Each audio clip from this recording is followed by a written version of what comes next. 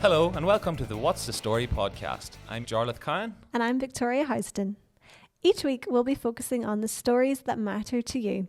Stories about the people and places that make Tyrone so special. The What's the Story podcast is brought to you by the Northwest News Group, who also print our much-loved newspapers, the Ulster Herald, Strabane Chronicle and the Tyrone Herald. Enjoy the show.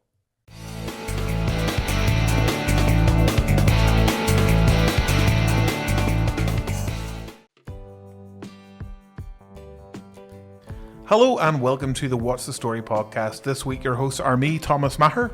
And me, Victoria Houston. This week our guest is Aidan Rafferty, who is a huge name in the UK podcast scene. Aidan is the co-host and producer of the podcast Radio Rufus with TikTok creator and sensation Rufus Wright. It's one of the biggest podcasts in the UK, pulling in nearly 500,000 listeners every month. Originally from Galbally, he's been living in London for the past few years, but recently he's decided to move back home to Tyrone and commute to London a couple of times a month. He's also a very funny stand-up comedian. Get ready to meet our guest, Aidan Rafferty.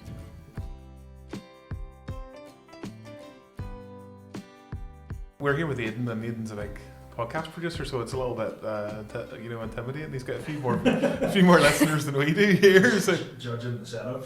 Exactly. Aidan, tell me a little bit about your podcast and how many listeners and all you have, because it's very impressive. I went over to London 2 years ago now, and I was just initially producing them, but then the place I used to work at had one coming through that was sort of more comedy based, and they'd heard I would do a bit of stand up and stuff like that, so they got me working on that. And then I met the fella that was coming in to host it, and I think he's got 2 or 3 million followers on TikTok and Instagram and stuff, who do sketches, sort of music parodies, comedic takes on popular songs and stuff like that. But we just got on really well, and then he was like, he wouldn't mind having an on-screen producer, just someone there that would chime in the odd time, pull stuff up on Google or YouTube if they were reacting to something. But we recorded the first episode and we ended up just chatting the whole time back and forth, and it just went really well. So from there it just kind of became that I was a part of every episode, and then now I just co-host it. So initially it was producing it with them. We took it independent there, must be about a month ago.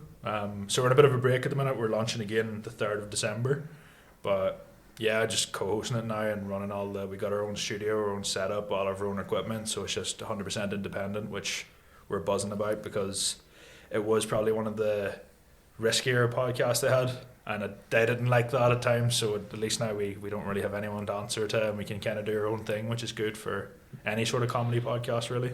At one point you had some of my listeners on Spotify and on podcasts. Tell us a little bit, some of the numbers, they're impressive. I get on average this year it was getting 480,000 monthly listeners between YouTube viewers and Spotify listeners, and then I think the TikTok has a couple of 100 million views. I don't know how accurate this was, but my old boss told me that it was the fastest growing podcast TikTok account in the UK in the first year, because it went from 0 to 400,000 followers in 7 or 8 months. And what was it, do you think, that really contributed to that success? We just did a lot of really, really strange stories. So we would go on and try and find the weirdest news stories. So we covered one every year now. It's the 3rd year coming up of us doing the pod, where it's the world's ugliest dog competition. So we'll react to that, do a bit of commentary on it, and a couple of those clips did really viral. We did an episode where we used to do this thing called Invention Centre, where the fella I do it with is the poshest person going, and I couldn't be more the opposite. So he brought me in sushi, and I brought him in a potato sandwich, and just things like that people are I think is a dynamic between the two, or the contrast between the two. But we were trying to find one, and I was I want to try and make a cocktail. So I brought a full bottle of Calpol in and mixed it with vodka and made a Calpol vodka. That sounds horrible. It was delicious. It was class. You couldn't have handed more of it to me. But that clip went really viral, and then the songs he did, there's some of the songs that have 7-8 million views alone, so that helped massively, and it brought eyes to the actual full podcast, kind of, where it is just an hour 20 minutes of us chatting and us covering those stories, and we'll have news stories. And then because the set is actually, it's the style of it was like a 60s pirate radio station. So we would have done a breaking news segment where we just go through the 60s and find something that happened and react to it as if we've just got the phone call about it. So that was another thing that people seemed to like. And just the amount of time that the people that designed it at the time put into the set design with all the old props and records and having the 360-degree set we used to have. So we would have like hidden cameras, so it felt like sort of like a fly on the wall type thing. But now that we've redid it ourselves, we wanted it to be a bit more spacious, so I wasn't getting conned by some of the London construction workers over there with the amount they charge for that kind of work. So I just got my dad across and he like rebuilt the set for us, and it looks class. We've now got so much more space. We can have like 2 or 3 guests at a time now, which we're looking forward to, because up until now we've only been able to have me here, Rufus the other side, and then just one guest. So yeah, we're looking forward to that. And you're still based in London then with your new studio? Yeah, well, I'm actually, because of that and because of going independent and because of not having to share the profits as much, I'm just going to move home now and just go across twice a month to record the episodes. Oh, very just good. because as much as London was good to me, I'm sick of it. It's just the people and the culture, and it just got my nerves really quick. Like, it's too busy over there, I think. it is, yeah. And people are so cheeky and they know manners, and they like public transport, and it does my head in. You were saying about the sort of dynamic between you and Rufus, your co-host, and sort of how I've watched a few episodes of the podcast. Like that, it is very funny. Like, I appreciate that. Yeah, no, and you know, it's a nice dynamic. Tell us a little bit about that. You know, the difference between yourself and Rufus, because it is quite funny though. Well, especially when you bring up your Irishness a lot in the podcast. It's a very central part of the podcast. Like, and Rufus always has something funny to say. Like, he would have grew up going to, because his parents semi-retired whenever he was like maybe early teens, maybe even younger. So his whole like life, he's just been traveling, going to different like international schools, boarding schools, Indonesia, Bali, places like that. And I think they've got like, he hates me bringing this up, but they've got like 5 houses.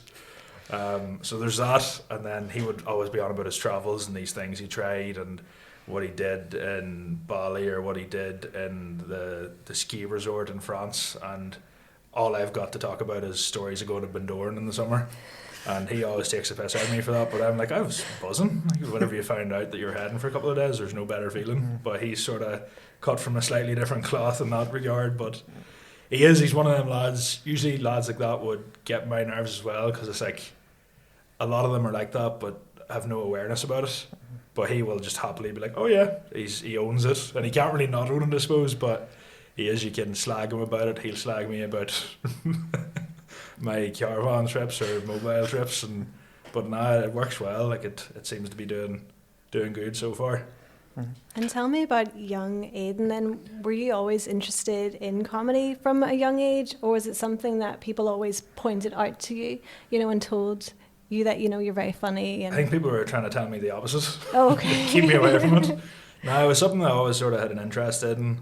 It was even like back, like maybe 2011, 12, 13. Like, I learned how to edit and use cameras and use sort of different softwares. Just making like gaming videos and stuff was a big thing back then. So that's kind of how I learned, probably to this day, most of what I know with editing. And then I just got into watching like local comedians like Colin Geddes and lads like that, Mickey Bartlett, Shane Todd, and even the more recent years boys like Mark McKiarney. And then I went to the first couple of comedy gigs I've ever seen, actually. It was just over the road in the Silver Birch. It was Tommy Tiernan. And then I saw a gig of just all the local lads. It was called The Comedy Squad. They did one, I think it was like 2016, but it was just like Aaron McCann, hilarious at it. And then from that I always wanted to try it. I was making sketches and sort of different short videos that maybe would have got like 30 or 40,000 views on Facebook and stuff like that, but I always would do it and it would do well, and then I would get scared that it did well, because I'm like, that means my aunt's seen it, or that means like, and I was so embarrassed about it. Especially the school I went to, like, oh, you'd have got the piss stuck out of you for a lot less. Yeah. But then whenever I got up to uni, I was sort of like, you know what, may as well give it a go. And then I got to a stage where like we had Shane Todd on the podcast the other day, and Mark McCartney was over touring in London, and I was opening for him, and it's cool to actually start to get working with the people that you would have grew up watching. And even like Colin Geddes gave me a gig in Lavery's maybe a month or two ago. So it's cool to see those people that you would have grew up quoting in school, and then you're in a green room with them. So that's probably been the favourite part of it. And a lot of people would sort of bring up the bigger ones in the UK, because we had like a fella called Deji. He's basically KSI's brother. He's got like 15 million followers. But that didn't faze me. But then having just some local comedian that maybe has 15,000 followers, but I grew up watching that, was so much more of a big deal for me. And Rufus could never get that, because he was like, oh, who even is that? Because obviously he's not growing up watching Irish YouTube or Irish comedians and stuff like that. But to this day, I would always be like, oh, well, I find that person funny. I don't care like how many subscribers they have or how many followers they have, as long as like them boys, that they're just hilarious whenever I was in school and stuff like that.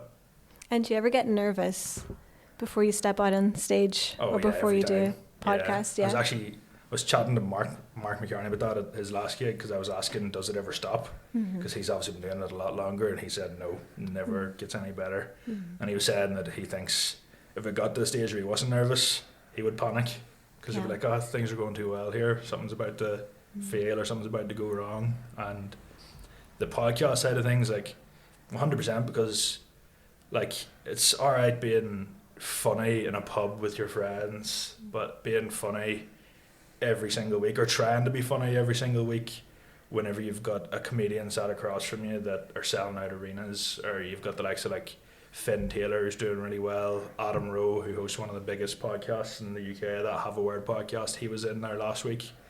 And it's just sometimes it's like you're looking at people that are at the top of the scene probably, and you do feel a bit of pressure to try and keep up. But I think the more you I know it's sort of a cliche, but the more you just try and be yourself, and I think the second you start trying too hard is whenever the cracks will start to appear, and people will be like, maybe take a bit of a turn against you, I suppose, in the comments and stuff like that. But because people can sense that straight away, if you're being authentic or not. Yeah, you know? Which I think I must have come across authentic to some point, because it's thankfully like a lot of the friends I would have over there that sort of in the same field with podcasts and stuff, they get a lot of hate, but I haven't got too much. I get people telling me I look like an Albanian lesbian, and that's about the height of it. I'm thinking that's like sort of friendly banter at this stage. I'm not taking it too personally, but there's people that get, some of the people that I work with, getting death threats and stuff. And I was nervous about that, because with Rufus's audience, I was thinking they're not going to like some man from the sticks of Tyrone that hasn't a notion what sushi is, never mind never tried it. But thankfully they all took to me right and quick, and yeah, thankfully I don't really get much hate or much bother in the comments, and a lot of it actually very supportive of me, but I think it's maybe because I know I'll reply, whereas Rufus doesn't care. Like, I always reply to everyone, just because if they took the time to comment, I'll usually, or if they have a question or something about the podcast, I'll try and answer it. So I think now they know I'll reply, so that's why they comment about me more. But yeah, still definitely get nervous every episode, and there'll be episodes that you think was horrible and the comments love it, or episodes that you thought was great and the comments are like not so great.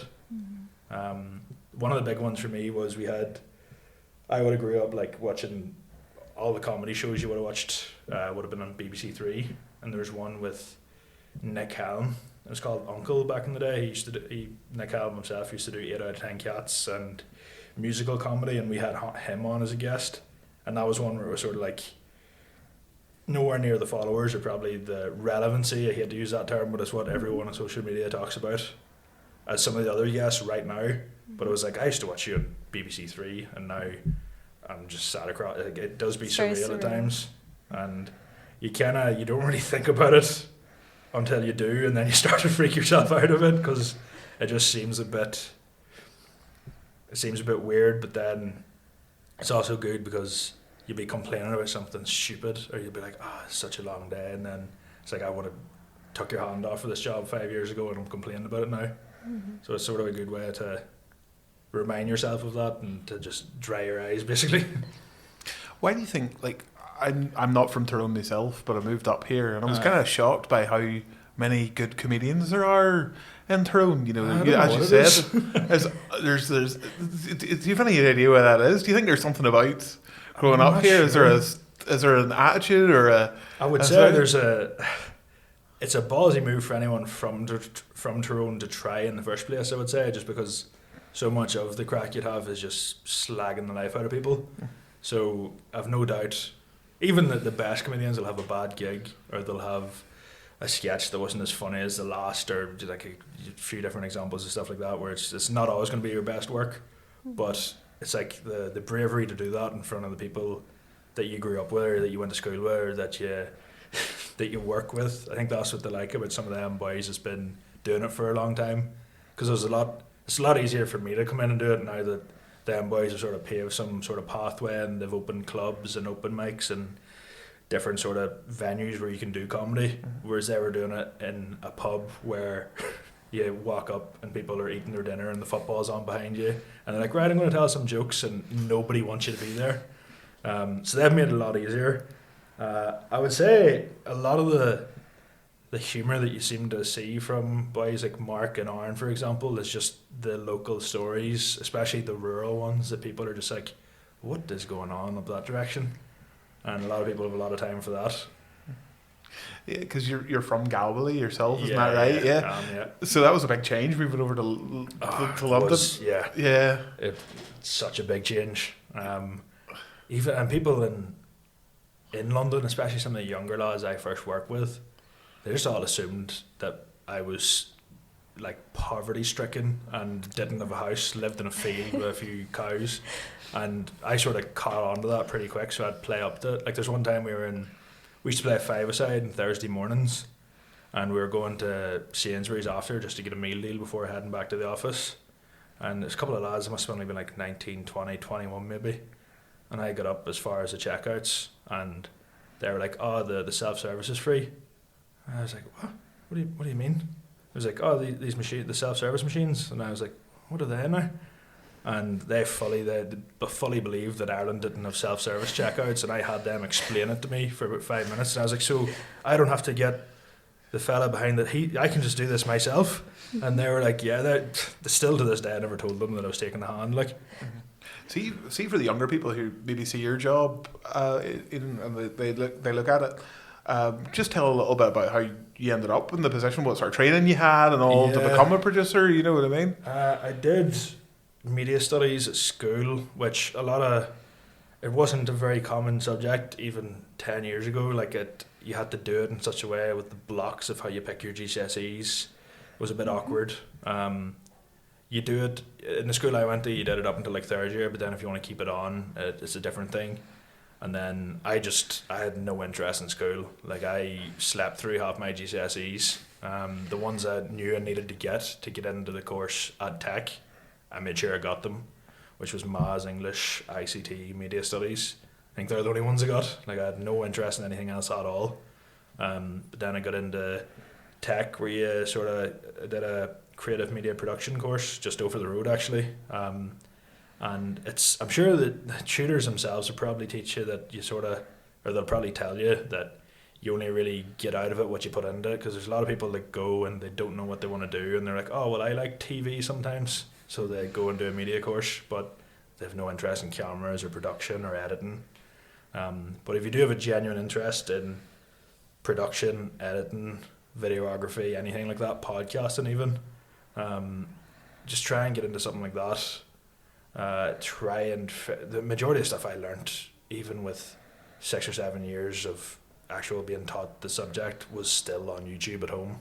YouTube tutorials, different forums and stuff like that, just doing it yourself, because you do find that there's sometimes a low sort of success rate out of those courses for people that will go on and get a job in it.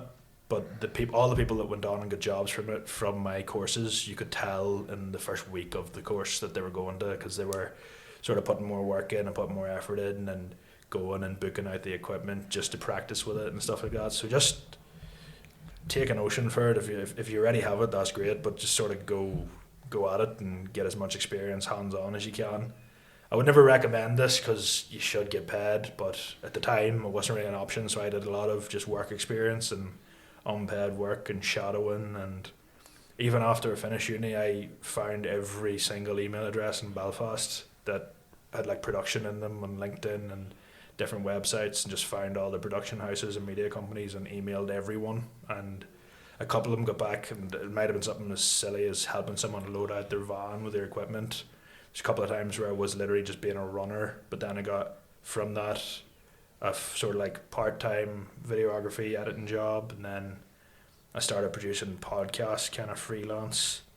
Then I got a job at UTV, and then I really enjoyed that, and it would have been probably easy enough to sit and work my way up and get a decent salary there, and that job probably would have, you'd still been there 20 years from now. So many of the staff there were lovely, a lot of time for them, but they were like there for so long, and it would have been more secure. But I saw the job come up in London, and I just thought I'd apply for it, which was actual podcast producer at a big company that do like G.K. Barry's pod, who was on I'm a Celebrity, and they do some of the probably the biggest podcasts in the UK for like 18 to 25 audience, and I got an interview for it, and I don't know if they realise how much hassle it is to fly across for an interview, but the only day that suited them, the flights were like 280 quid. So I was like, I'm spending the guts of 300 quid on a gamble here, but I was like, you know what, I'll give it a go. It'd be cool to see the studios and stuff anyway, because I was interested in that. But yeah, I had the interview at 2 o'clock. I got in at like 12 o'clock, and then I had a flight home at like 6:30 because I had a gig in Marfelt at 9. So it was the longest day of my life. Like I got across to London, did the interview, and they're like, oh yeah, I thought it was a good sign because they gave me a tour of everywhere, and they had me meet a couple of people at the company. So I was like, right, if I completely fluffed it, they probably wouldn't waste the time doing that. But did the interview, then straight just back onto the trains to Stansted to get back in time for a gig in the Terrace. But just keep at it, keep working away, put the effort in after hours if you do it at tech, or if you do it at uni. And the majority of what you need to learn is on YouTube. And you don't need to have an expensive camera, you don't need to have expensive microphones. Like the microphones we bought for our new set were 70 quid, and that's a podcast getting 500,000 full episode listens and views a month. Like, it doesn't need to be state of the art. Yeah, that's probably the most of what I say about that. Yeah. And Aidan, like, is there, like, you talked about doing your gig in Lagerfeld, then being there. Have you? I'm sure you've done loads of gigs over in England, like stand up. Oh, gigs. it's a nightmare. See, is it different from here? That's what the accent's going to be. Yeah, it's so different. It's like, it's a different story if you're a recognisable comedian gigging over there, because people buy your tickets and come to see you. So it'll be no different than gigging in Liverpool or Glasgow or Edinburgh or Belfast, for example. But the open mics, you just have a crowd of lads that it's always just a crowd of posh lads that are like, oh, I'll give comedy a go for a couple of years because I can afford to not work. Do you know what I mean? So it's always that sort of crowd, and the way they do it over there, to get a gig, you have to pay sometimes just to do a gig, and then you also have to bring someone to watch it. So a lot of the time what would be like, the crowd would be all of the comedians and all of their friends that don't want to be there. So it's, you could have the best set of your life and it could be silence. So it's hard to read. You do need to put the miles in, I suppose, and get the hours on stage and stuff like that, and it's something I haven't been able to do as much as I would have liked in the past month or two, because we've been setting up our new studio, and then I've been planning to move home and stuff like that. But I got doing that gig last weekend, a place called the Museum of Comedy, for your fellow Mark McCartney, and I really enjoyed it. But that's like, whenever you've got an Irish audience, you're so much more comfortable, because whatever niche stories you might have to reword or change for some thick Englishman, you can just say it as it is, and there's no difference in it. And what do you do when you realise that the crowd just isn't vibing with you, or there's a silence? Like, how do you navigate that kind of thing? Thankfully, I haven't had a set yet where like the full 5 or 10 minutes has been complete silence, and I know it's coming. Like, I'm not saying I've had every set's been great. I've had some where there's been one laugh, and in one of those gigs you'll take someone's hand off for that. You'll be like, right, class, someone found one thing funny. You're just trying to find any positive possible. But most of the time, just firing through it and knowing these people aren't going to be thinking about me next week. I'm not going to remember this gig. You don't take it personally. Yeah, no, and I would say the same for a good gig, because the second you start thinking, oh, well, I don't have to go over it as much, or I don't need to practice as much, or I don't need to rewrite that bit because I got it off, then it's like I did the Lavery's Comedy Club in Belfast on a Thursday evening, and the joke I closed on got like an applause break, which is great in comedy. And I was thinking, right, that's a really good bit. Did it in London the following Monday, and it was absolute silence. So it's like, you could take it so personally and be like, right, that's shit, and never do it again. But if you do it to a crowd that suits your material, it could be a standing ovation. Do you know what I mean? Like, it's such a strange thing that way. Yeah, like when you move back, you were saying you're planning to move back. I'm sure you'll be playing gigs all across. That's the plan. Hopefully, yeah. Well, I'd only done maybe 15, 20 gigs, and then I got the job in England, so I had to stop. And I just launched my own comedy club in the WAT in Belfast, and I did one night of it. I think I sold like 180 tickets. I had a couple of good comedians on. James McKegney was headlining. A couple of other good like local comedians that were sort of on the way up that are now doing great. But yeah, it was the first night and it was the last night because I got the job offer, and I was like, I can't really turn that down. But I'll maybe try and start that up again and just doing as many gigs as people will have me for, really. Mm-hmm. And you're moving back to Tyrone, is that the plan? Yeah. And how's that going so far? When's the big? You nearly all moved back? I moved back on the 10th of December. So I've just slowly been shipping things back and forth, and I wheeled, I would say, about 25 kg worth of hand luggage through, and I'm buzzing that Ryanair didn't have the gumption to check it, because I had got some fat fine if they had caught on to me. But yeah, I just sort of slowly moving back at the minute. We recorded, so we were in a bit of a break because we left the studio, and then we needed to reset up and everything to be able to do it again independently. But we built the set on the 1st of November. We started recording on the 8th of November, and we've did 12 podcasts, so it's been a busy 2 weeks. And it's not hard work, like you could be out on a site or something, but it's just the sort of like mental fatigue of trying to be entertaining, and you only have so much to talk about in a 2 week period. Like, I seen Rufus every day, and then we were doing a solo episode, and I was just like, I'm sick of looking at you. Like, I don't want to be doing this. But that's only for this launch to carry us through to January, and then I'll be going over every fortnight, flying over, doing the records, then doing a couple of gigs in the evening hopefully, and then flying home the next day or the day after, depends on how many records we need to do. But it'll be a lot easier then, because there'll be 2 weeks in between each one, and it'll only be 2 or 3 at a time rather than 10 or 12 in 2 weeks, which is ridiculous. And what can people expect from this relaunched podcast then? Yeah, well, we probably we don't have to watch ourselves as much. Nothing's going through a studio, so it'll be as authentic as possible.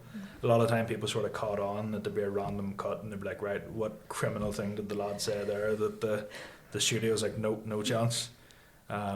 We're launching a Patreon. A lot of our fans were asking for that because of the content we did. They're like, right, well, if you can't say it publicly, just upload like a explicit version, and then we're also going to do bonus episodes there.